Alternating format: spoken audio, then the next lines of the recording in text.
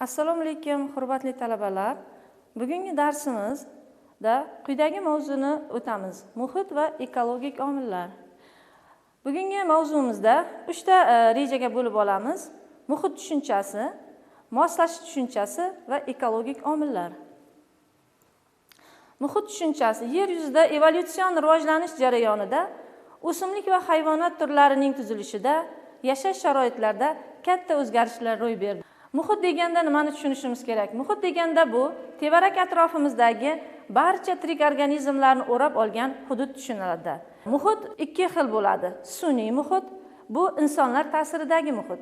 Tabiiy muhit esa tabiiy evolyutsiya jarayonida paydo bo'lgan muhitdir. Yashash muhitlari organizm yashayotgan joydagi biotik sharoitlar majmui hisoblanadi. Yashash muhiti ya'ni muhit deganimizda kelib chiqishiga qarab 3 ta guruhga bo'linadi. Suv muhiti evolyutsiya jarayonida shakllanishiga qarab 3 ta guruhga bo'linadi. Suv muhiti, quruqlik havo muhiti hamda tuproq muhiti. Keyinchalik insoniyat ta'sirining rivojlanishi natijasida 4-chi yashash muhiti, ya'ni tirik organizmda parazit va simbioz hayot tarzini aytishimiz mumkin. Birinchi organizmlar demak 4 ta yashash muhiti tarqalganligini aytishimiz mumkin: suvda, quruqlik havoda, tuproqda, tirik organizmda. Shulardan birinchisini agar aytadigan bo'lsak, suv yashash muhitini oladigan bo'lsak, hayot birinchi suvda paydo bo'lgan. Bunda suvning o'ziga yarasha qulayliklari va noqulayliklari mavjud tirik organizmlar uchun. Bunda kislorodni agar oladigan bo'lsak, quruqlikka nisbatan 21% suvda kislorod kamligini aytishimiz mumkin. Bosimni oladigan bo'lsak, quruqlikka nisbatan bosim yuqori hisoblanadi. Har 10 metr chuqurlikka kirganda bosim 1 atmosferaga oshishini aytishimiz mumkin.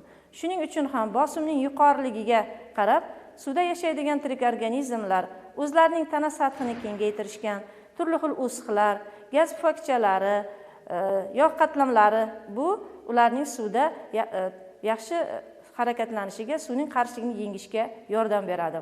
Suv muhiti yana tirik organizmlarni bir qancha guruhlarga bo'lish mumkin. Birinchi guruhni agar oladigan bo'lsak, plankton organizmlar. Plankton organizmlar ham o'z navbatida bir qancha guruhlarga bo'linadi. Fitoplankton organizmlarini agar oladigan bo'lsak, bular suvda muallaq hayot kechiruvchi o'simliklarni aytishimiz mumkin. Agar hayvonlarni oladigan bo'lsak, bularni ekologik guruhi zooplankton hisoblanadi. Ya'ni suvda muallaq holda yashovchi hayvonlarni olishimiz mumkin. Endi suvda yashaydigan organizmlarni ba'zi tirik organizmlar sho'r suvda yashashga moslashgan, ba'zilari esa chuchuk suvda yashashga moslashgan hisoblanadi. Endi ikkinchi yashash muhitimiz bu quruqlik havo muhitini aytishimiz mumkin. Quruqlik havo muhitida tirik organizmlarni birinchi navbatda tayanch vazifasini bajaruvchi organlar sistemasini aytishimiz mumkin. O'simliklarni agar oladigan bo'lsa, ularning mexanik to'qimasi ularni tayanch vazifasi hisoblanadi. Agar hayvonlarni oladigan bo'lsak, ularning tayanch vazifasi bu skelet hisoblanadi. Agar suvda yashaydigan organizmlarda mexanik to'qima bo'lmaydi, agar ularni suvdan olib qo'ysak, ular nobud bo'lishi mumkin. Shuning uchun quruqlikda yashovchi barcha tirik organizmlar, o'simliklarni, demak, mexanik to'qimasi tayanch vazifasi hisoblanar ekan, hayvonlarda esa skelet tayanch vazifasi hisoblanar ekan. Quruqlikdagi 70% organizmlar uchishga moslashgan. Ya'ni ular tana sathini yengillashtirib, bularga misol qilib hasharotlarni olishimiz mumkin, qushlarni olishimiz mumkin. Demak, quruqlikda yashaydigan 70% organizmlar demak uchishga moslashgan, tana sathini yengillashtirgan hisoblanadi. Endi 3-chi yashash muhitimizni agar oladigan bo'lsak, 3-chi yashash muhitimiz bu tuproq muhiti hisoblanadi. Tuproq muhitida ham o'ziga yarasha qulayliklar va noqulayliklar mavjud hisoblanadi. Tuproq muhitida qanday tirik organizmlar yashashi mumkin? O'simliklarning ildizlari hamda turli umurtqasiz hayvonlar yashashi mumkin. Hayvonlarning yashash nimasiga qarab 5 ta guruhga bo'lish mumkin. Nanofauna, mikrofauna, mezofaunaga hamda makrofauna va megafaunaga bo'lishimiz mumkin. Bular o'sha o'zining o'lchamlariga nisbatan mana shunday guruhlarga bo'linadi. Endi megafauna aytishimiz mumkin. Kemiruvchilar, ya'ni sut emizuvchi umurtqali hayvonlarni aytishimiz mumkin. Demak, tuproqda ham hayvonlar uchun turli xil qulayliklarning bo'lishi juda muhim hisoblanadi. Ya'ni suv bug'lari, kislorod, tuproqning donadorligi, bular juda muhim ahamiyatga hisoblanadi tuproqda yashaydigan organizmlar uchun. 4-chi yashash muhitimiz esa demak mana bu yerda ko'rinib turibdiki, suv muhitidagi organizmlar tana sathi kengaygan, mana quruqlikdagi organizmlar esa uchishga yaxshi moslashganligini aytishimiz mumkin. Endi tirik organizm bu har qanday tirik organizmda boshqa tirik organizm, parazit tirik organizmlarning yashashini aytishimiz mumkin. Ya'ni o'zidan katta organizmlarda o'zidan kichik organizmlar parazit holda hayot kechirishini aytishimiz mumkin. Bunga bir qancha misollar keltirishimiz mumkin. Masalan, cho'chqada cho'chqa salyotiri, qoramolda qoramol tasmasimon chuvalchangi, odamlarda odam askaridasi, bolalarda esa bolalar astritsasi kabi turli xil chuvalchanglarni yashashini, parazit organizmlarning yashashini aytishimiz mumkin. Endi parazitlar o'zi ikki xil bo'ladi: ektoparazitlar va endoparazitlar. Ektoparazitlar bu tashqi parazitlar hisoblanadi. Bularga misol keltirishimiz mumkin. Burga, kana, turli xil pashshalarni olishimiz mumkin. Ichki parazitlarga esa boyagi bir sanab o'tgan turli xil parazit odam askaridasi, bolalar astritsasi va hokazo gijalarni aytishimiz mumkin. Endi parazit bu organizmda ham trofik va topik aloqalar holatda ham oziq bo'yicha aloqalar foydalanishi mumkin, ham topik, ya'ni joy uchun ham o'sha xo'jayinda yashaydi, ham uning u bilan oziqlanadi. Bularga endi xo'jayinda parazit uchun turli xil qulayliklar mavjud va noqulayliklar mavjud. Qulayliklarga keladigan bo'lsak, oziq-ovqatning mo'l ko'lligi hamda tashqi dushmandan himoyalanganlik. Noqulayliklarga keladigan bo'lsak, bunda o'sha parazit uchun turli xil noqulayliklar, kislorodning kamligi, joyning torligi, bir organizmdan ikkinchi organizmga o'tishdagi noqulayliklar hamda o'sha xo'jayinning o'sha parazitga qarshi kurash choralarini aytishimiz mumkin. Moslashish deganda nimani tushunishimiz kerak? Moslashish bu adaptatsiya reaksiyasi hisoblanadi. Ya'ni tirik organizm, har qanday tirik organizm tashqi muhitga moslashib borgan. Evolyutsiya jarayonida organizmlar tashqi muhitga moslashib boradi. Endi adaptatsiya jarayoni tez borishi mumkin, sekin borishi mumkin, tug'ma bo'lishi mumkin yoki orttirilgan bo'lishi mumkin. Masalan, orttirilgan omilni ta'sirida javoban oyoq qo'lni tortib olish, jismoniy faol bo'lganda nafas olishning kuchayishi, qon oqimi hamda yurak faoliyatining tezlashishi va qonning qayta taqsimlanishi, qorong'ida ko'z yorug'lik sezish layoqatining zo'rayishi va bularning hammasi tug'ma tez adaptatsiya reaksiyalari hisoblanadi. Har bir kishining turli yashash sharoitlariga moslash imkoniyatlari uning irsiyati, yoshi, sog'ligi va boshqalarga bog'liq hisoblanadi. Endi moslashishga keladigan bo'lsak, bu 3 ta guruhga bo'linadi. Morfologik moslashish, fiziologik moslashish, xulqiy va etologik moslashish hisoblanadi. Demak, etologiya deganimizda yunoncha etos xulq-atvor, instinkt degan ma'noni beradi. Demak, bu yerda hayvonlarning muhitga moslashish shakllarini aytishimiz mumkin. Bu yerda masalan oq ayiqni aytishimiz mumkin, filni, o'sha o'zining yashash muhitiga mana moslashgan. Bu yerda o't o'lanlarga buning rangi mos keladi. Buning oq ayiqning yungi o'sha qorning rangiga moslashganligi, ham tashqi dushmanlardan himoyalanish uchun. O'simliklarning muhitga moslashishini olishimiz mumkin, o'sha tashqi muhitga. Morfologik moslash suvdagi ayrim hayvonlarning, masalan gidrobiontlarning suv qarshiligiga suzish uchun tana tuzilishining moslashi. Bu ham aytib o'tdim. Demak, tana sathining kengaytirish, turli xil o'siqlar va gaz pufakchalarining bo'lishi, bu demak o'sha ularning gidrobiontlarning suv qarshiligini suzish uchun tana tuzilishining moslashishi hisoblanadi. Endi fiziologik moslashishga o'simliklarda masalan oladigan bo'lsak, suv taniqsizligiga bardosh berish uchun organizmlarning moslashi. Masalan, yontoq o'simligini olishimiz mumkin. Demak, uning ildizining uzunligi 30 metrgacha borishi mumkin, to suvgacha. Tuyani agar oladigan bo'lsak, tuyaning o'rkachlarida demak yog'larning bo'lishi ularning uzoq vaqt suv tanqisligiga bardosh berishiga yordam beradi. Xulqiy etologik moslash hayvonlarning inqurishi, oziqlanishi, ko'chishi, nasl qoldirishini tushunishimiz kerak. Demak, hayvonlar inqurish, oziqlanish, ko'chish va nasl qoldirish bu ularning xulqiy etologik moslanishi hisoblanadi. Masalan, bu yerda qushlarni agar misol keltiradigan bo'lsak, ular sovuq tushishi bilan demak issiq o'lkalarga uchib ketishini aytishimiz mumkin yoki kunlarning isishi bilan ularning sovuq bizga qaytishini misol keltirishimiz mumkin. Endi uchinchi rejamiz ekologik omillar. Bular ekologik omillar evolyutsiya jarayonida kelib chiqishiga qarab abiotik va biotik omillarga bo'linadi. Keyinchalik o'sha Vernadsky noosfera tushunchasini kiritishi bilan, ya'ni jamiyatda insonlarning ko'payishi bilan antropogen omilning ta'siri kuchayib bordi. Hamda bu uchinchi omilimiz, demak, insonning tabiatga ta'siri antropogen omil hisoblanadi. Endi abiotik omillardan bir qancha omillarni misol keltirishimiz mumkin. Abiotik omillar deganda o'zi notrik omillarning bevosita va bilvosita ta'sirini tushunishimiz kerak tirik organizmlarga.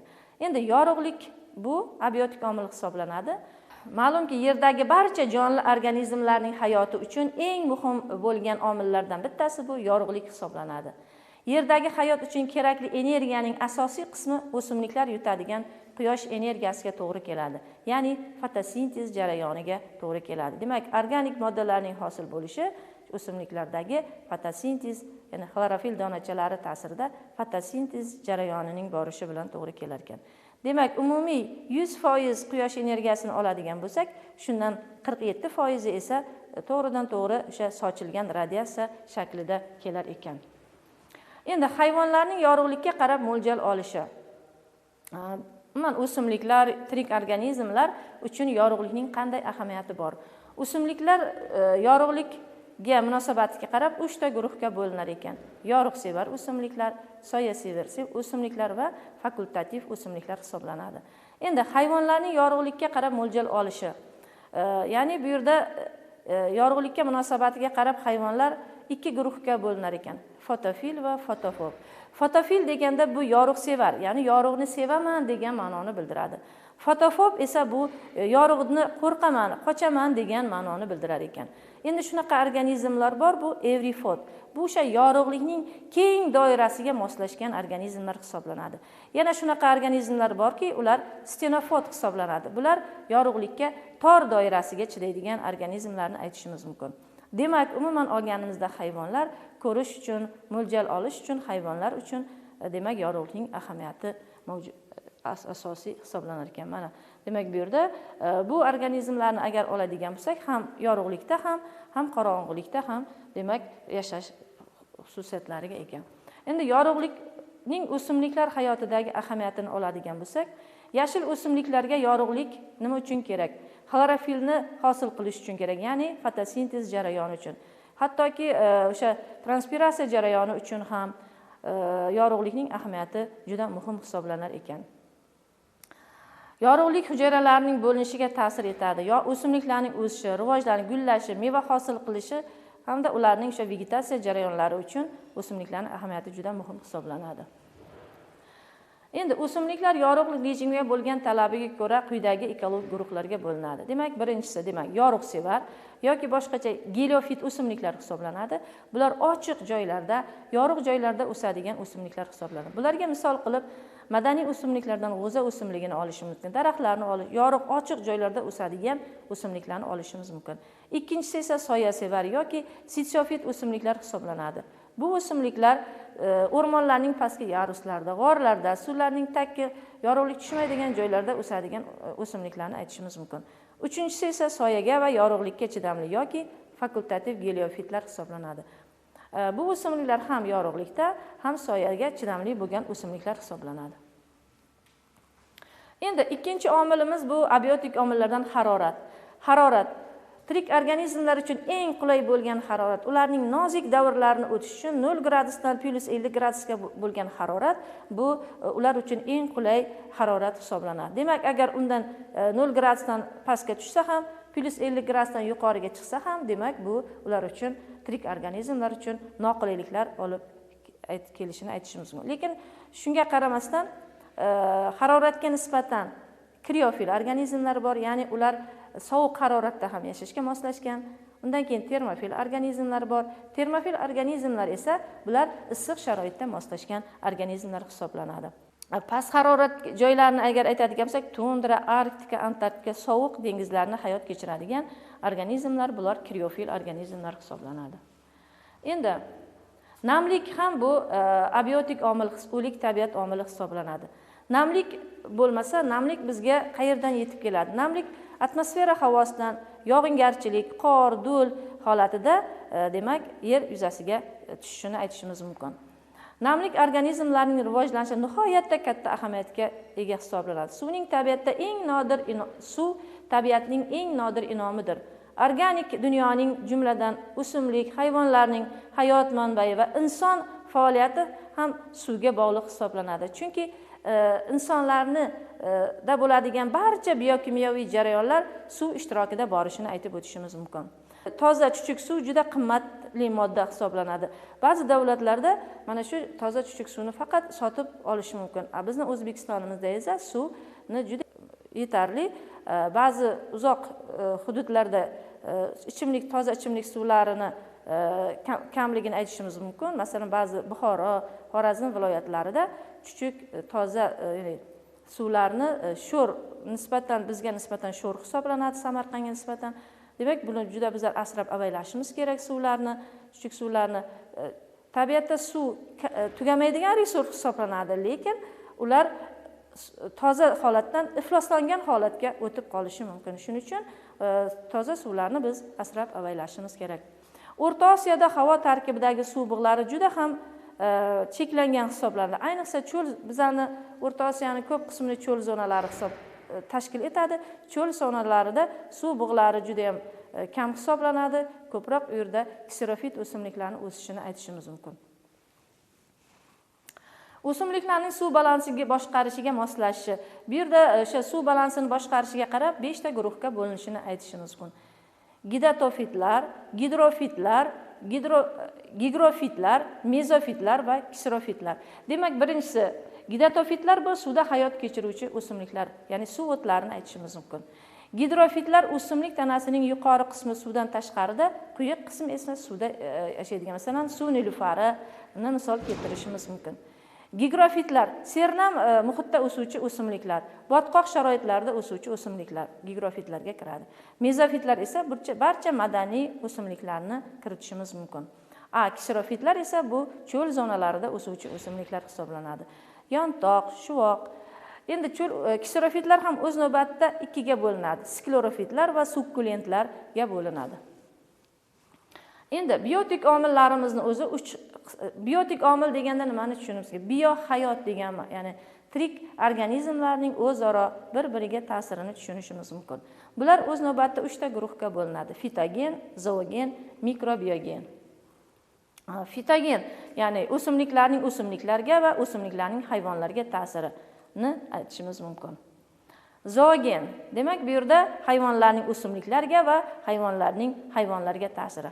Hayvonlarning o'simliklarga ta'siri deganimizda bular o'simlik bilan oziqlanuvchi hayvonlarni olishimiz mumkin. Hayvonlarning hayvonlarga ta'siri deganimizda, demak masalan sherni tuyoqli hayvonlar bilan oziqlanishini, ya'ni bunga yirtqich o'lja munosabatini keltirishimiz mumkin.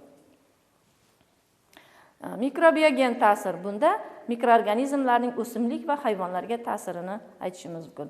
O'simlik va hayvonlarning qoldiqlari bilan oziqlanadigan bakteriyalar, virus, zamburug'larni misol keltirishimiz mumkin. Antropogen omil. Hozirgi kunda demak eng muhim omil, ko'p tabiatga ta'sir etadigan omillardan biri bu insonning tabiatga ta'siri hisoblanadi. Buni 3 ta guruhga bo'lishimiz mumkin. Birinchisi qishloq xo'jalik ta'siri, ikkinchisi sanoatning ta'siri, uchinchi transportning ta'siri. Qishloq xo'jaligining ta'siri yerlarning o'zlashtirilishida, tabiiy landshaftlarning yo'qolib ketishida, hosildorlikni oshirish maqsadida kimyoviy o'g'itlardan foydalanish, sug'oriladigan maydonlarning kengayishida, tuproqning sho'rlanishi va daryolarda suv zaxiralarining kamayishi, dengizlarning qurishi, zararkunanda o'simlik va hasharotlarga qarshi kurashishda kimyoviy preparatlardan foydalanishga, ayrim o'simlik va hayvonlarning qirilib ketishi, unumdorlikning yo'qolishi, turli yuqumli kasalliklarni kelib chiqishini, demak qishloq xo'jaligini ta'sirini aytishimiz mumkin. Sanoatning ta'siri. Bu yerda agar sanab o'taydigan bo'lsak, 21-asr texnika asri hisoblanadi. Texnikaning ta'siri juda kuchli hisoblanadi. Sanoatning rivojlanishi, ishlab chiqarishga bo'lgan talablarning kuchayishi, korxona va zavodlardan chiqayotgan chiqindi va zaharli gazlarning atmosfera, tuproq va suvga ta'sirini aytib o'tishimiz mumkin. Endi antropogen omilning ta'siri. O'zbekistonda ekologik muammolar keltirib chiqaradigan shaharlardan Angren, Chirchiq, Ohangaron, Navoiyni olishimiz mumkin. Demak, ko'rinib turibdiki, bu antropogen omil sanoat ta'sirida atmosferaga chiqadigan zaharli gazlarni aytib o'tishimiz mumkin. Endi transportning ta'siri. Eng katta shaharlardan hozirgi kunda birinchi o'rinda Toshkent, Namangan, Samarqand shaharlari turadi. Mana shu shaharlarda transportning ta'siri 60-70% dan demak oshib ketgan. Demak, bunga bitta misol keltirishimiz mumkin. Atmosferadagi kislorod, ya'ni inson hayoti uchun zarur bo'lgan kislorod. Demak, bitta odamni bir yilda olishi mumkin bo'lgan nafas olishga yetadigan kislorodni 1000 kilometr masofa yurgan transport, demak 1000 kilometr yurganda bu kislorodni ishlatib yuborishini aytib o'tishimiz mumkin. Atmosferani eng ko'p ifloslovchi manba bu avtomobil hisoblanadi. Raketalarning uchirilishiga ozon qatlamining deraza kattaligidagi teshik paydo bo'lib, uning tiklanishiga 2 hafta ketar ekan. Sinab ko'ruvchi harbiy qurollar, asosan bu qurollar Arktika, Antarktida zonalarida demak sinab ko'riladi harbiy qurollar va buning natijasida demak AQSh territoriyasidagi kattalikdagi azot ekranlari paydo bo'lgan, lekin hozirgi kunda ularning tiklanishi demak qachon tiklanadi? Qachonki chaqmoq chaqqanda demak kislorod O2 formulasi bo'lsa, azonning formulasi O3 va mana shunda chaqmoq chaqishi natijasida demak azon tuynugining tiklanishi kuzatiladi. Demak, mana bu transportlarning, mana raketalarning uchirilishi natijasida azonda 2 haftada mana turli qurollardan foydalanish natijasida demak azon tuynugini hosil bo'lishini aytishimiz mumkin. E'tiborlaringiz uchun rahmat.